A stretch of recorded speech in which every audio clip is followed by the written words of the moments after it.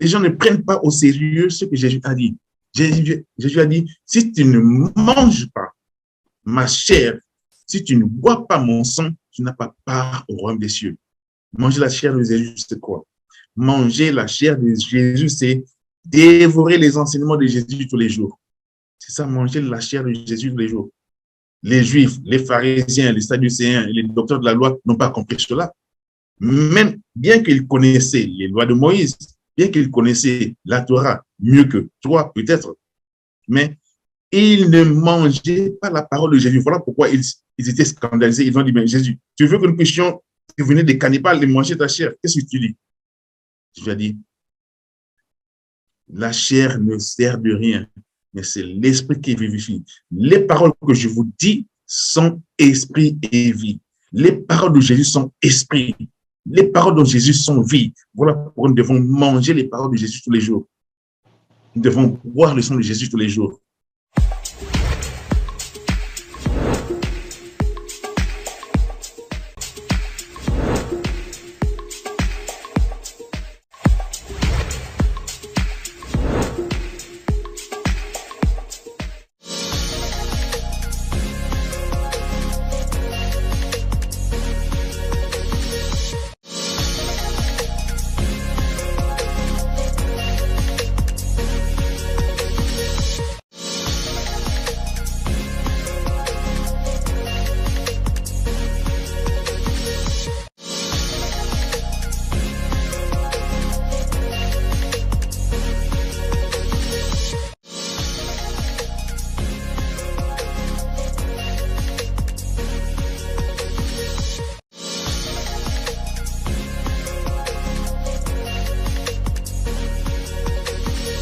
Bien-aimés dans le Seigneur, nous vous saluons au nom de l'incomparable Seigneur.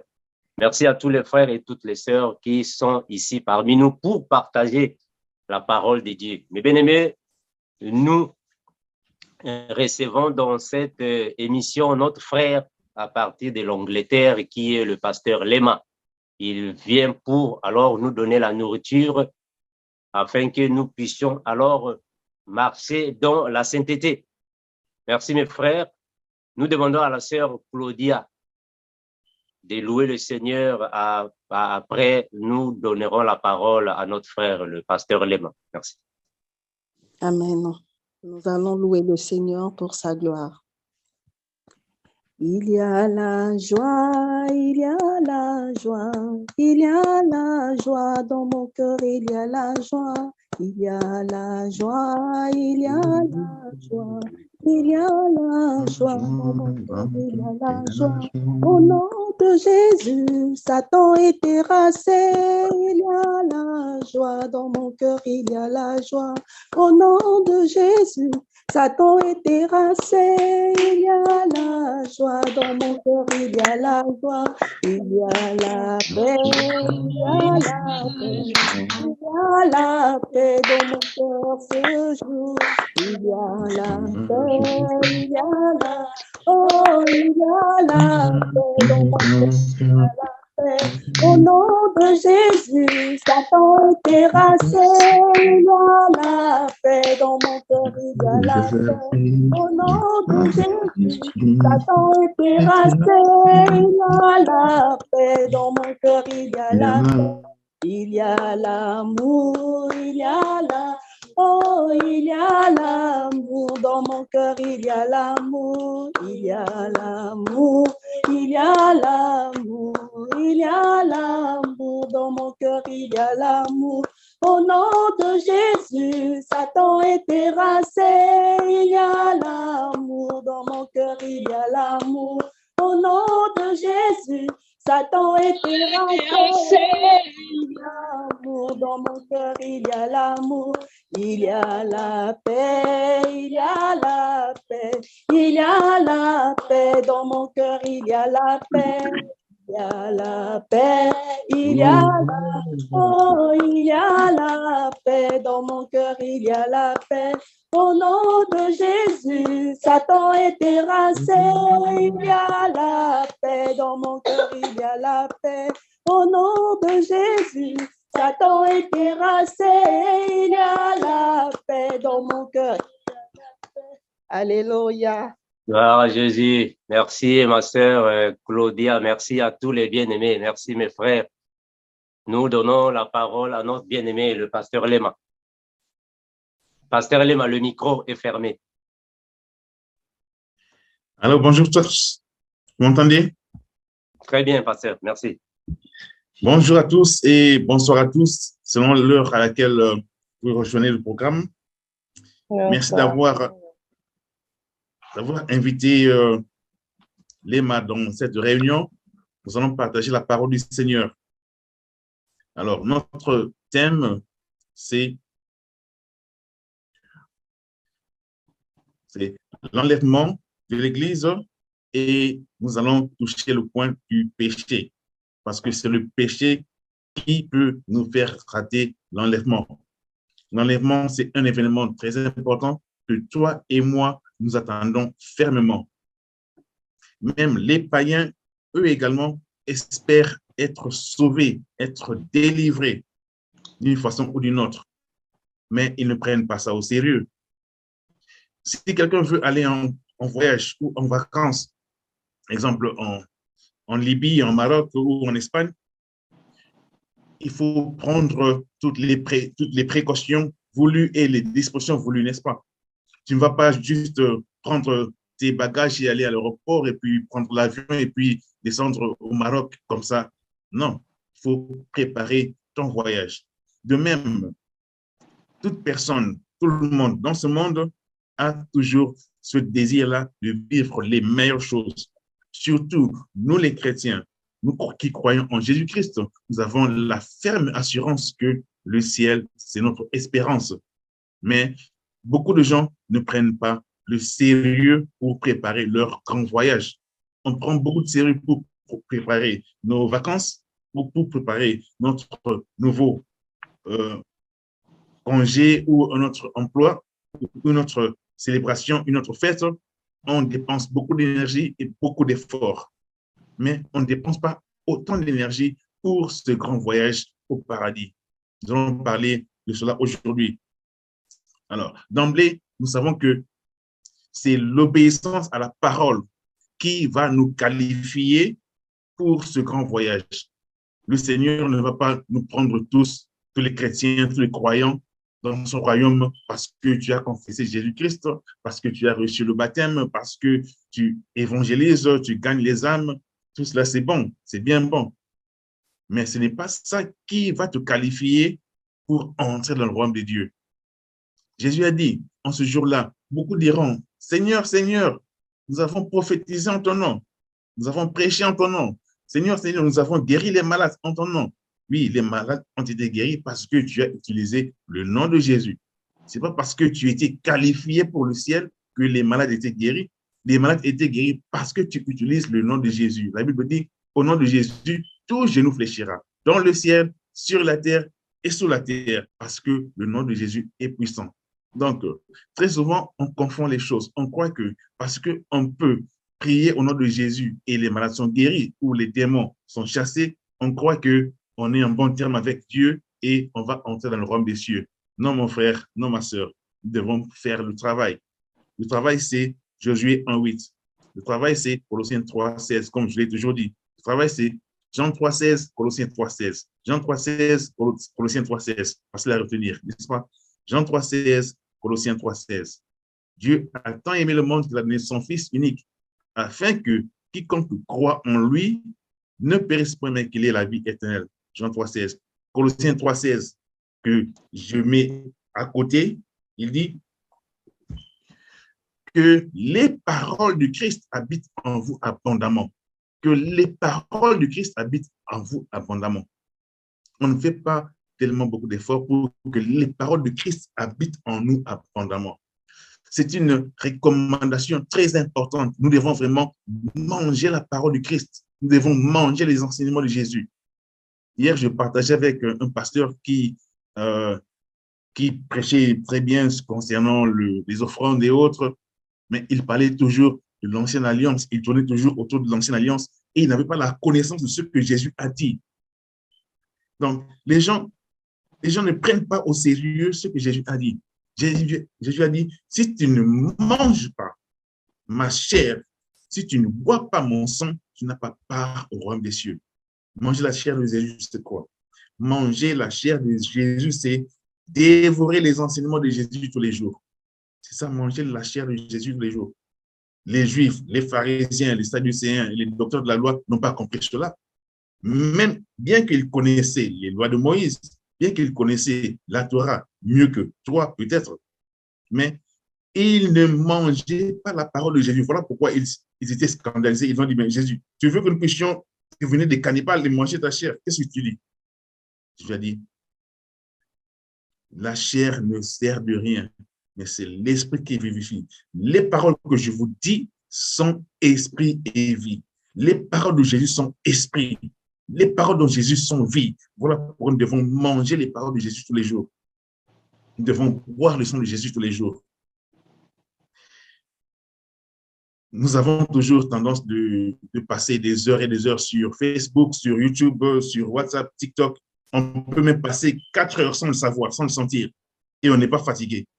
Mais lorsqu'on commence à lire la parole qui est esprit et vie, là, la chair commence à réclamer. Oh non, c'est trop long, tu es fatigué, tu dois aller manger, tu dois aller te reposer, et fais-toi, demain tu pars au travail, et ainsi de suite, demain tu pars à l'école. Donc, la chair n'aime pas la nourriture spirituelle. Il faut vraiment être violent. Depuis que Jean-Baptiste est venu, l'entrée dans le royaume des cieux est forcée. Ce sont les violents qui s'en emparent. Nous devons vraiment nous imposer une discipline, une violence spirituelle, de manger la chair de Jésus tous les jours, matin et soir, matin et soir. Et lorsque tu lis les enseignements de Jésus, tu es en train de t'enrichir, de te remplir de Jésus, de te remplir de la vie de Jésus. Voilà le grand secret. Donc, nous devons nous préparer pour l'entrée dans le royaume des cieux. Je vais prendre un exemple, une illustration des sportifs, des athlètes. Lorsqu'ils ont une compétition, particulièrement les Jeux olympiques, l'athlète va commencer à se préparer même 2 ans, 3 ans, 4 ans avant la compétition. Il se prépare et il travaille dur tous les jours. Il se lève à 5 heures du matin pour faire ses courses. Il court peut-être 5 km, 10 km, 15 et 20, 30 km et ça progresse. De sorte qu'au jour de la compétition, il est vraiment prêt pour lutter, pour s'imposer, pour démontrer ses capacités. Ça ne se passe pas accidentellement. Non, ça ne se passe pas par hasard. Non, ce n'est pas non plus question de prier au Seigneur, fais-moi la grâce que je puisse devenir champion du monde. Non, ça ne se passe pas comme ça. Tu dois travailler dur. Paul dit, je traite durement mon corps pour remporter le prix. Je traite durement mon corps pour qu'à la fin, je ne sois pas disqualifié. Si Paul pouvait dire cela, à plus forte raison, toi et moi, si Paul pouvait dire, je traite mon corps durement, tout le monde sait quelle était la discipline de Paul. Mais Paul a dit, moi-même, je ne suis pas encore arrivé, mais je suis en train de m'étendre. En anglais, on dit, I stretch out. En français, bon, comme je commence à perdre le français, en français, c'est quoi encore?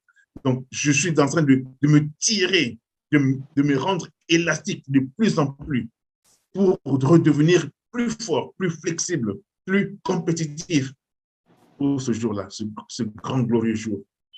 Donc, il ne faut pas se contenter de ce que tu es. Il ne faut pas se contenter de ce que tu as fait. Non, même de là où tu es arrivé. Non, il faut continuer à courir, continuer à poursuivre ta course, à remporter le prix. Dans une compétition, par exemple les Jeux olympiques, il n'y a qu'une seule personne qui obtient la médaille d'or. De même pour également le paradis, il faut travailler et courir de la façon que tu sois le premier ou celui qui remporte la coupe, la couronne d'or. Si tu fais cela, ça va t'amener à ce point-là.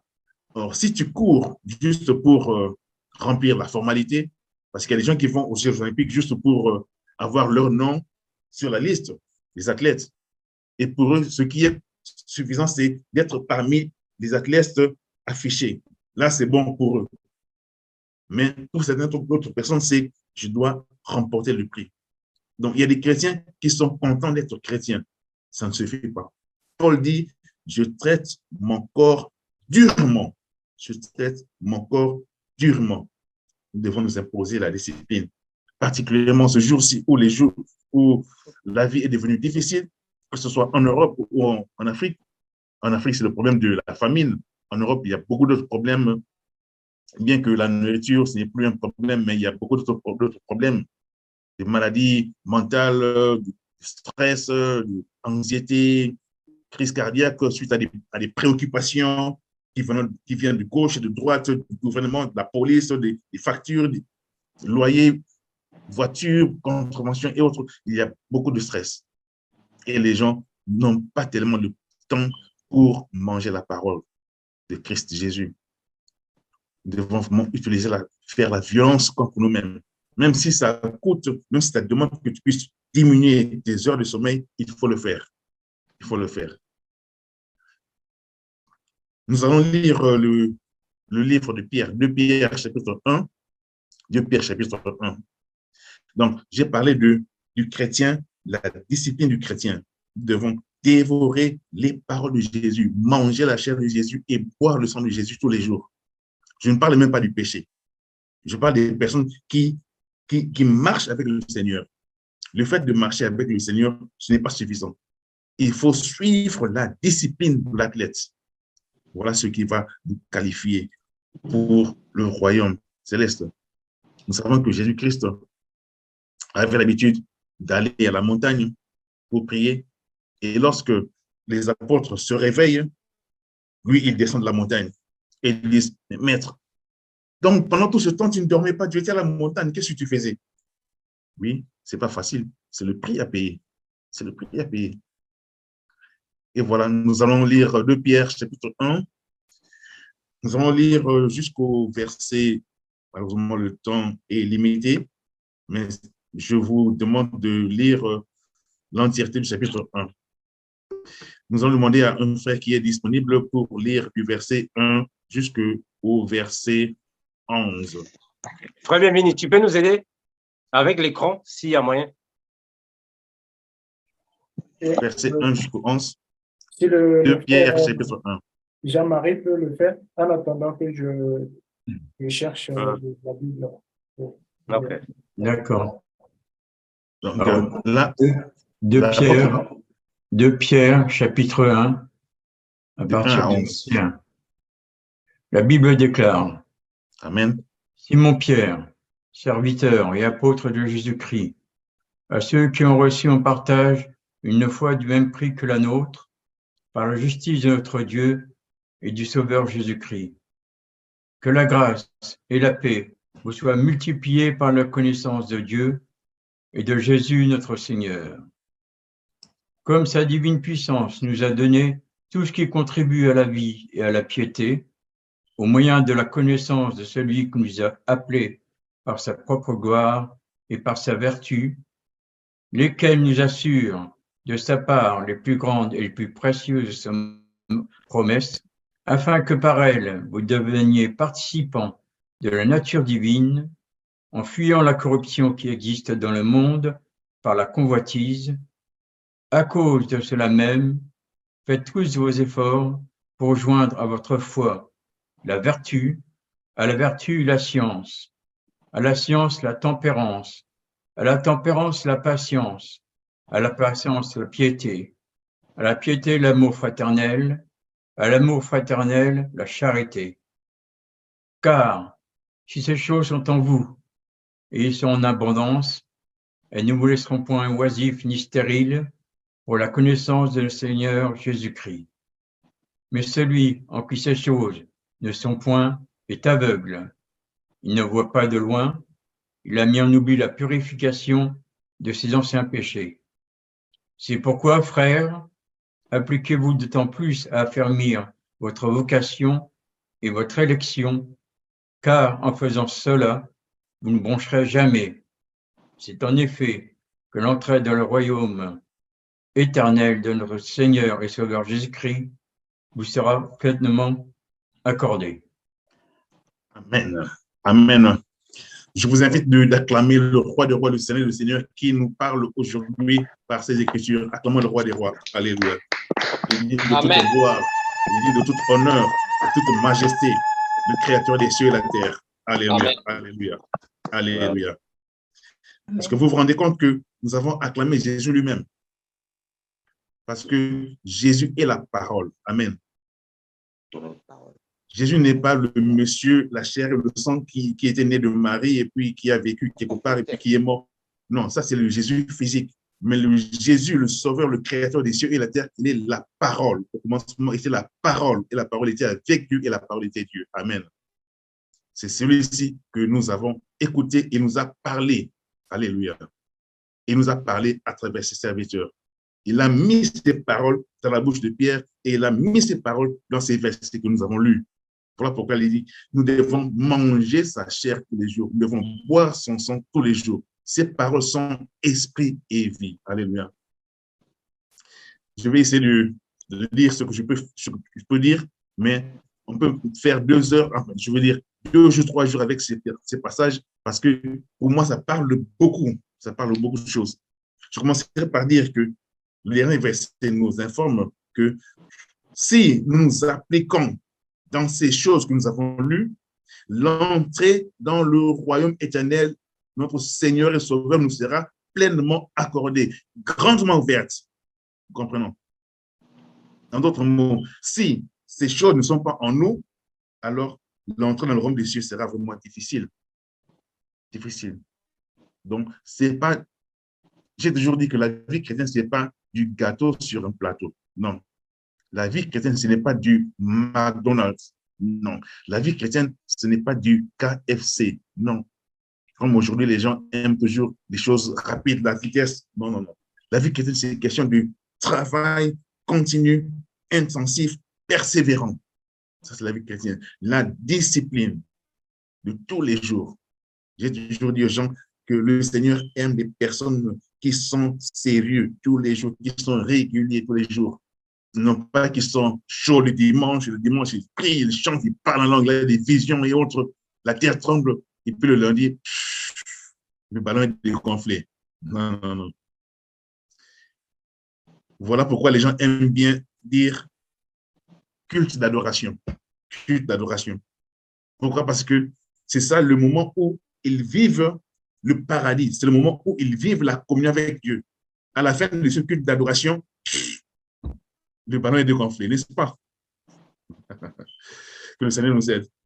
Or, si nous vivons comme le Seigneur nous demande, si nous nous pratiquons dans cette discipline chrétienne, si nous nous soumettons à l'école du Saint-Esprit, nous allons vivre l'adoration perpétuelle, continuelle, comme il a dit dans Jean 4, 24, 25, 23, 25, là où Jésus a dit, l'heure vient et elle est déjà venue, où les vrais adorateurs adoreront le Père en esprit et en vérité. En esprit et en vérité.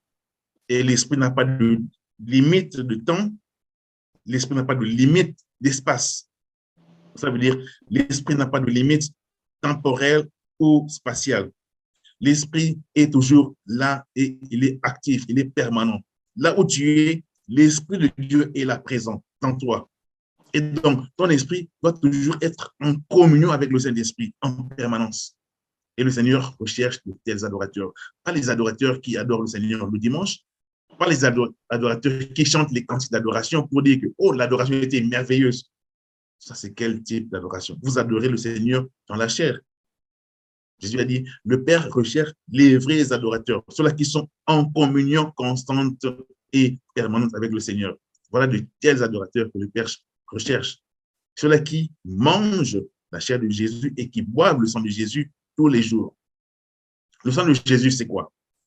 L'âme d'une personne est dans le sang, nous le savons.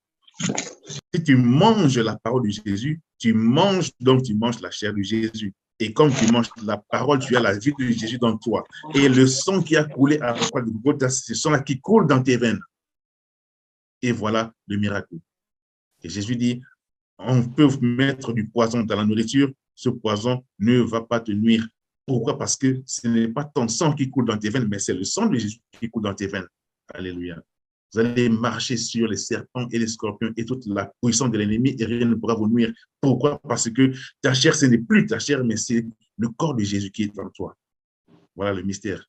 Et si tu fais cela tous les jours, tu vas vivre la présence de Dieu, ce que j'appelle la présence de Dieu. Vivre et pratiquer la présence de Dieu tous les jours. Pas aller au culte d'adoration. Dire que je pars adorer le Seigneur, ça démontre une incompréhension. Ça démontre une ignorance des Écritures. Car on ne part pas adorer le Seigneur. Ça, c'est dans l'Ancienne Alliance où on adorait le Seigneur sur la montagne ou dans le temple de Jérusalem. Mais Dieu a intentionnellement détruit le temple de Jérusalem par le truchement de l'armée romaine. Le temple de Jérusalem a été détruit. Pourquoi? Pour que les gens puissent comprendre les enseignements de Jésus. On n'adore plus Dieu dans le temple.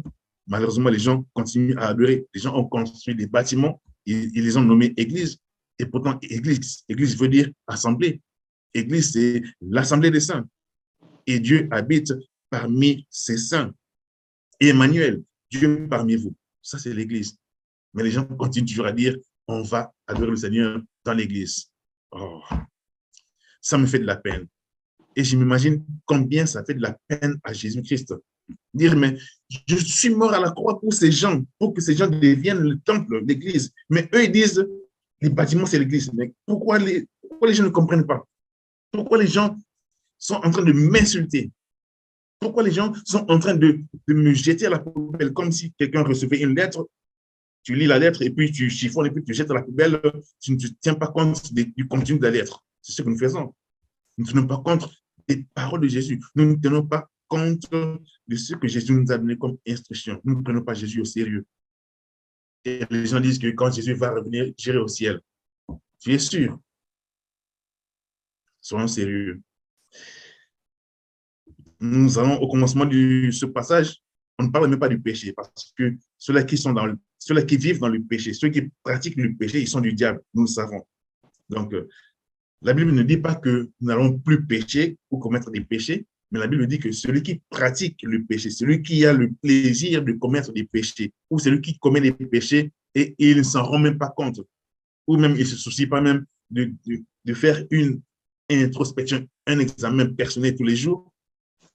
Alors, si la personne vit dans le péché ou dans la boue, dans la négligence, dans la distraction, cette personne ne devrait même pas se rêver un jour aller au paradis. Non, non, ça c'est acquis.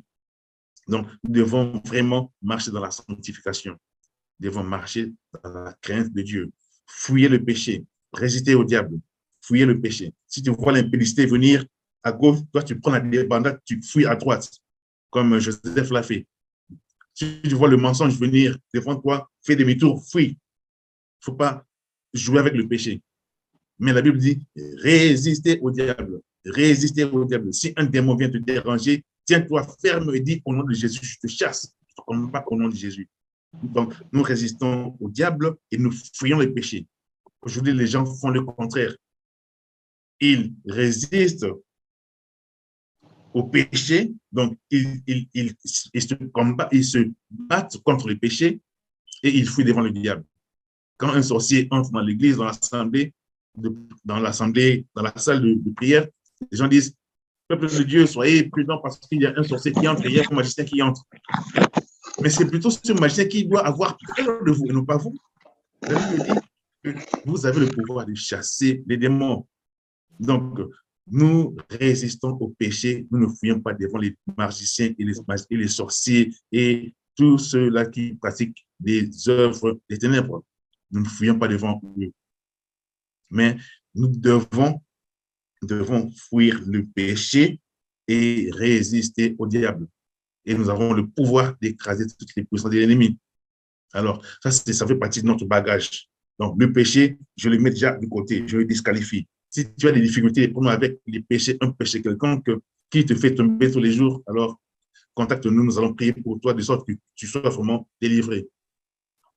Il y a beaucoup de ministères de délivrance par-ci, par-là dans le monde entier, que ce soit en Afrique, en Europe, délivrance contre l'esprit de mari de nuit, délivrance contre la pauvreté, délivrance contre célibat, délivrance, quelqu'un qui veut voyager, qui ça ne marche pas, il fait des jeûnes et prières pour la délivrance.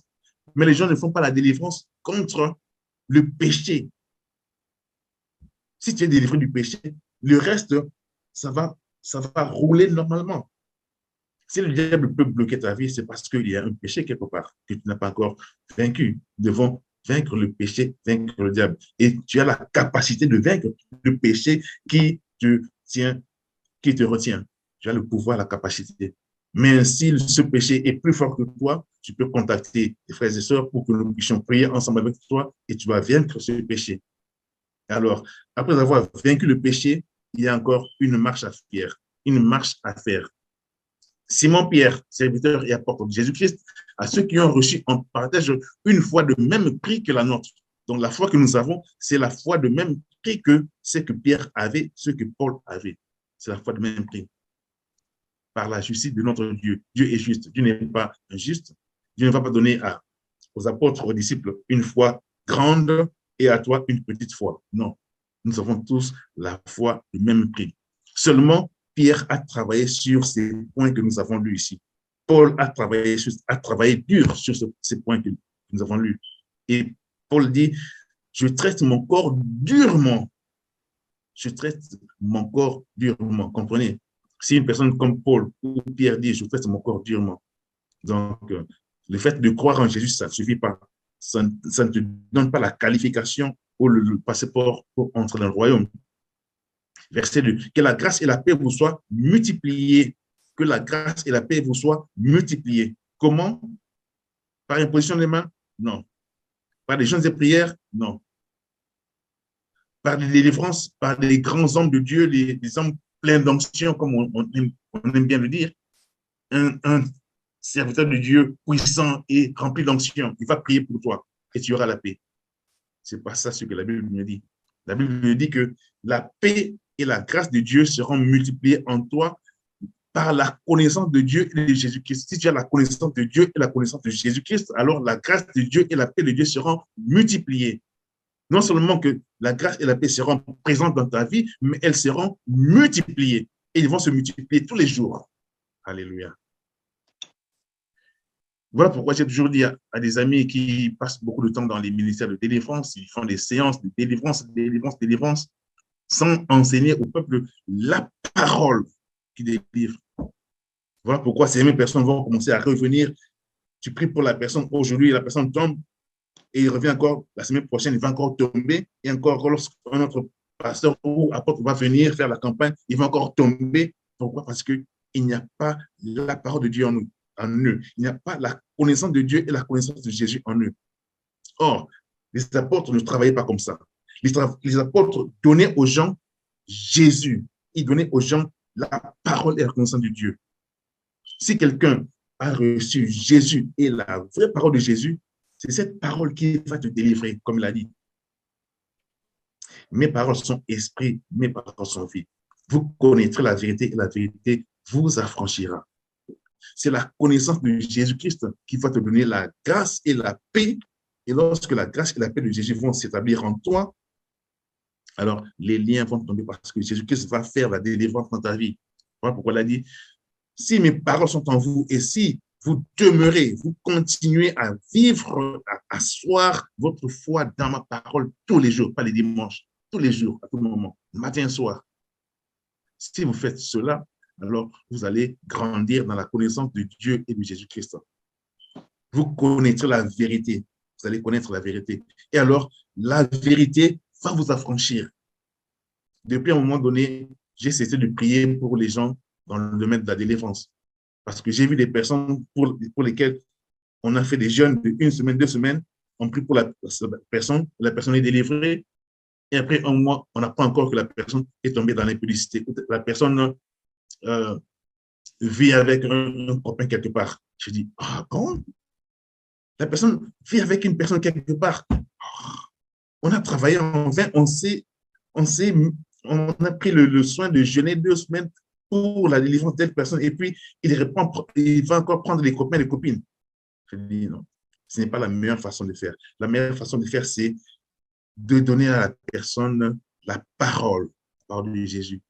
Si la parole de Jésus-Christ prend la place dans le cœur de la personne, c'est alors que les démons eux-mêmes vont fuir. Ils vont fuir parce qu'ils ne peuvent pas supporter la présence de Jésus. Voilà la vraie délivrance. Vous connaîtrez la vérité et la vérité vous affranchira. Plus tu connais Jésus, et tu comprends les paroles de Jésus, plus le diable n'a pas de pouvoir sur toi. La malédiction de la famille n'a pas de pouvoir sur toi. Non. Le diable n'a pas de pouvoir sur quelqu'un qui a la lumière de Jésus en lui. Bien que beaucoup de personnes disent, oui, quand on devient chrétien, il faut toujours passer par la délivrance. Oui, bon, ça c'est leur expérience. Mais moi, je ne suis pas passé par la délivrance. Je cherchais les délivrances, mais le Seigneur a voulu que personne ne puisse prier pour ma délivrance. Mais je suis entré, j'ai investi mon temps dans les paroles de Jésus. Et les chaînes tombaient une après l'autre. Voilà pourquoi je suis sûr de ce que je dis. C'est la connaissance de Jésus et c'est la connaissance de Dieu qui va te donner la grâce et la paix multipliée. Et c'est un travail de tous les jours. Verset 4.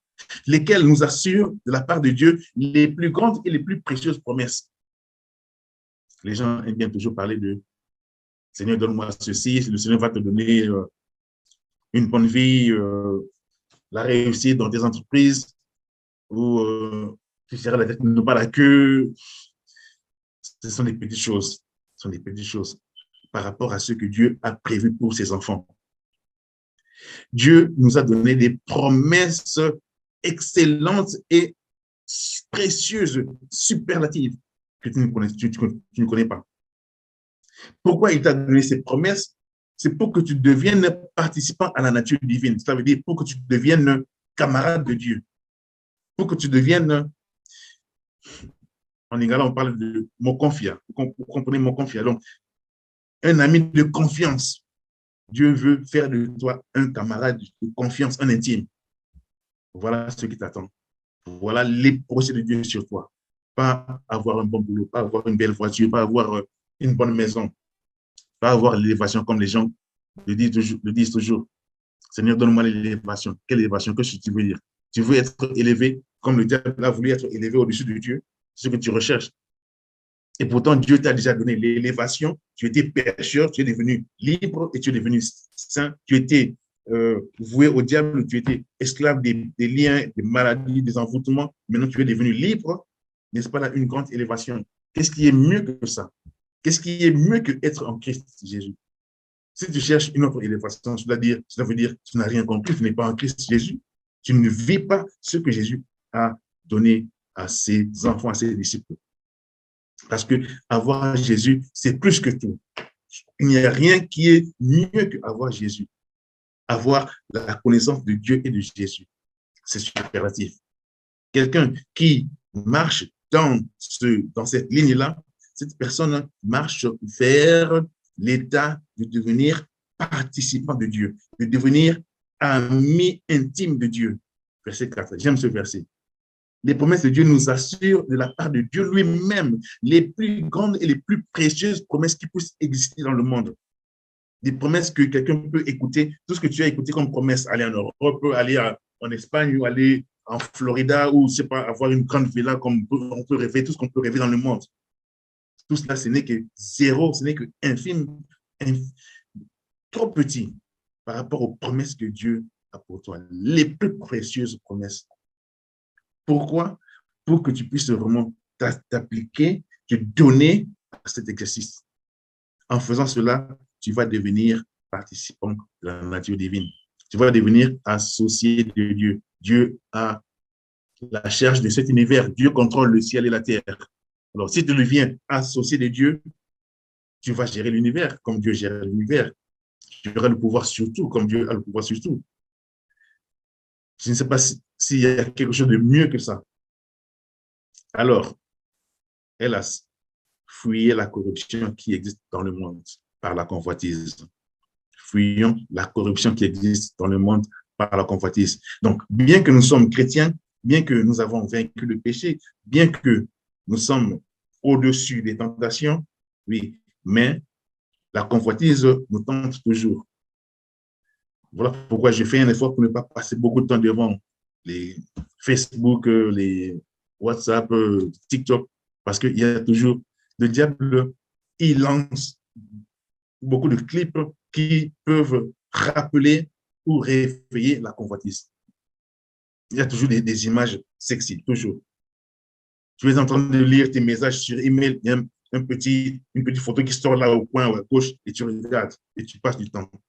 Et ça active, ça déclenche la convoitise en toi. Il faut vraiment être dur, être fort, imposer des disciplines strictes, être très dur contre toi-même. À cause de ça même, faites tous vos efforts. Alors, cette liste, nous devons mémoriser ça. J'ai demandé à mes enfants de mémoriser cette liste. C'est très important. À cause de cela même, faites tous vos efforts. Donc, ce n'est pas question de te mettre sur ta chaise fauteuil et dire « Je suis chrétien, alléluia », et puis nous chantons des cantiques d'adoration. Non, la Bible dit « Faites tous vos efforts pour joindre à votre foi la vertu ». La vertu, c'est une vie d'honnêteté, une vie d'intégrité, la crainte de Dieu et tout ce qui est bon. Ça, c'est la vertu. Tout ce qui est agréable, tout ce qui est acceptable devant Dieu et devant les hommes.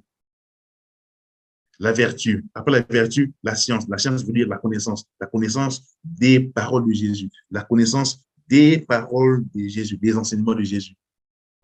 J'ai toujours dit aux gens que nous devons connaître toutes les paraboles que Jésus a dites.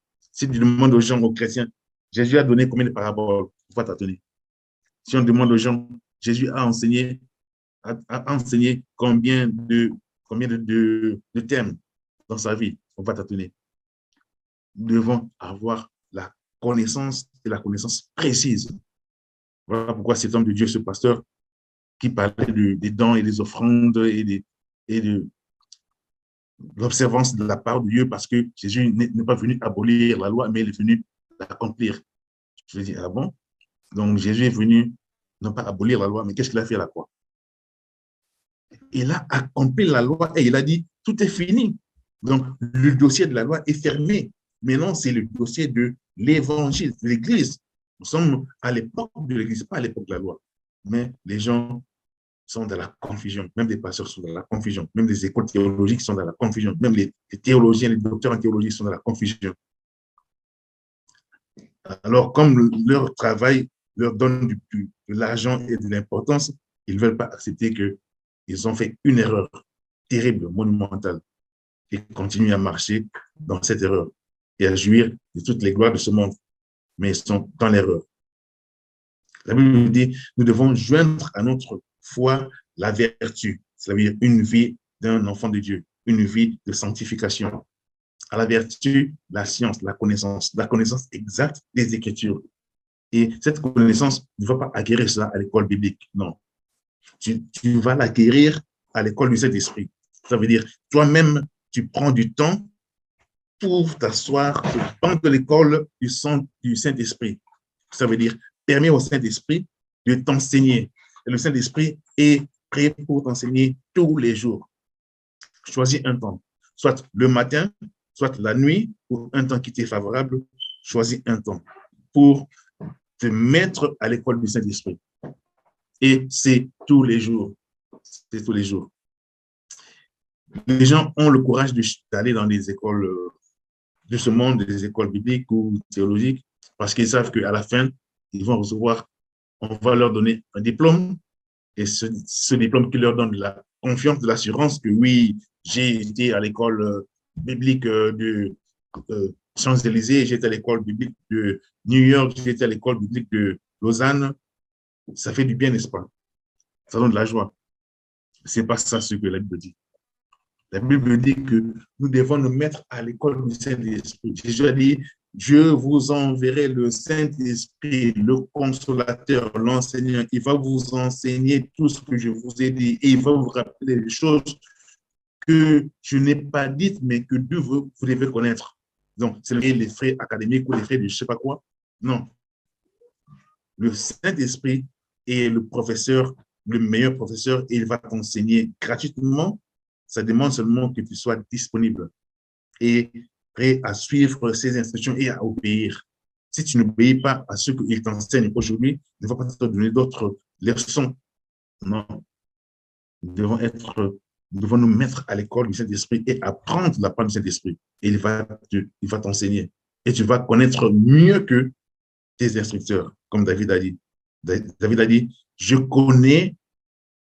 suis plus intelligent que mes instructeurs. Je suis plus intelligent que mes instructeurs.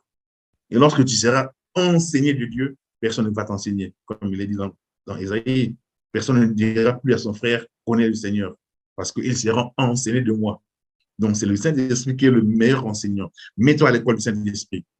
À la science, tu ajoutes la tempérance, la douceur. À la douceur, tu ajoutes la patience. Il faut être patient. Moi, autrefois, je croyais que j'étais patient, mais quand les épreuves sont venues, je me suis rendu compte que je n'avais pas la patience. Donc, je demande au Seigneur de me donner la patience et d'augmenter la patience en moi. À la patience, la piété, ça veut dire une vie de prière régulière, pas occasionnelle, pas du dimanche, pas une vie de prière lorsqu'il y a une veille de prière, là, tu deviens saint et tu fais des méditations et après cela, tu oublies et puis tu mets la Bible au tiroir. Non. La vie de piété tous les jours, 24 sur 24, car Dieu est esprit. Dieu n'est pas un camarade que tu regardes, tu téléphones et puis tu regardes son visage, tu vas le voir et puis après 2 semaines, tu ne le vois plus. Non, Dieu n'est pas comme ça. Dieu est esprit et il veut être avec toi tous les jours. À la piété, l'amour fraternel, nous devons nous aimer les uns les autres, nous assister, partager la peine, la joie, tout ce que l'autre ressent, nous devons nous soutenir. À l'amour fraternel, la charité. Charité, c'est-à-dire amour de Dieu, amour divin. Si ces choses sont en vous et ils sont avec abondance, comprenons. Donc, d'abord, nous devons avoir ces choses en nous. Deuxièmement, nous devons avoir ces choses en nous avec abondance.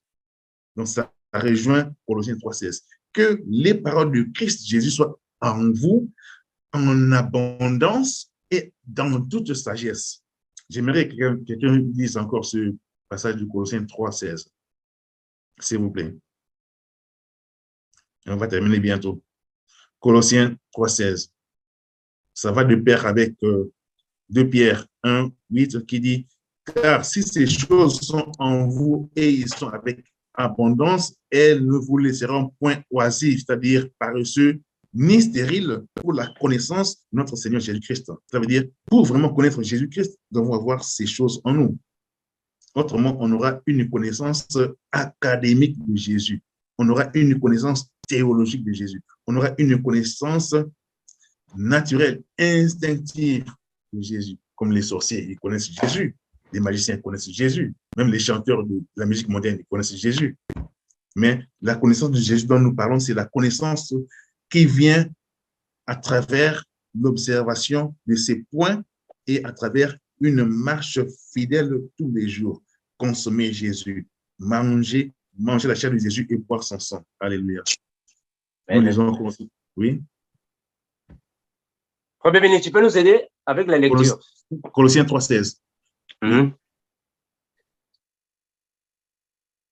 Colossiens 3,16. Oui.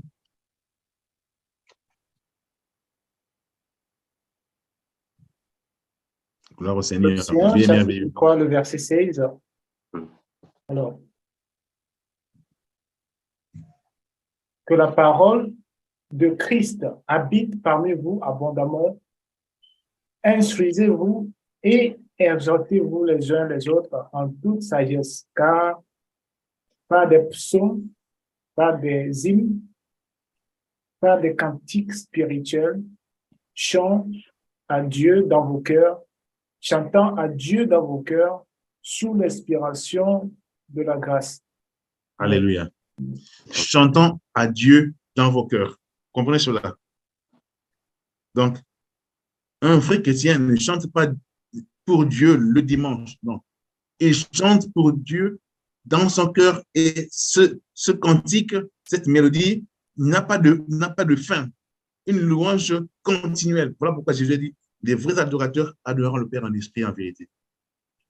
Moi, parfois, quand je dors, j'entends moi-même en train de louer le Seigneur. Dieu est merveilleux. Il y a des gens qui écoutent des cantiques pendant qu'ils dorment. Il y a des gens qui prient pendant qu'ils dorment. Ça, ce sont les grâces que le Seigneur accorde à ses enfants. Si nous sommes sérieux dans ces affaires, le Seigneur va nous faire expérimenter des choses merveilleuses. Il y a beaucoup de dons qui ne sont même pas écrites dans la Bible. Donc, ce sont les choses que Dieu a réservées pour ses enfants, pour ceux-là qui sont sérieux, ceux-là qui veulent aller plus loin. Dieu veut que nous puissions aller plus loin. Je m'arrête là et puis Oui, je remets la parole à notre bien-aimé Armand et à tout le monde qui est à la direction de la séance. Merci. Merci, Pasteur Lema, pour ce partage. Que le Seigneur soit grandement béni. Merci vraiment pour nous avoir nourris avec cette parole, parce que nous croyons que la parole est pour nous la nourriture spirituelle. Prions au nom de Jésus. Père éternel, nous te remercions, toi qui fortifies tes enfants. Merci pour tout, Père. Merci pour le partage. Fortifie encore et toujours partout là où nous serons, Père, car tu connais nos besoins. Tu connais nos fardeaux, Père. Il n'y a que toi qui peux nous venir en aide afin que nous puissions avoir la solution de toutes choses. Garde, protège ton puissant nom. Nous avons ainsi prié, Père, et nous disons au nom de Jésus-Christ, notre Seigneur. Amen. Merci, Amen. mes bien-aimés, à nous revoir demain. Yeah, bye bye.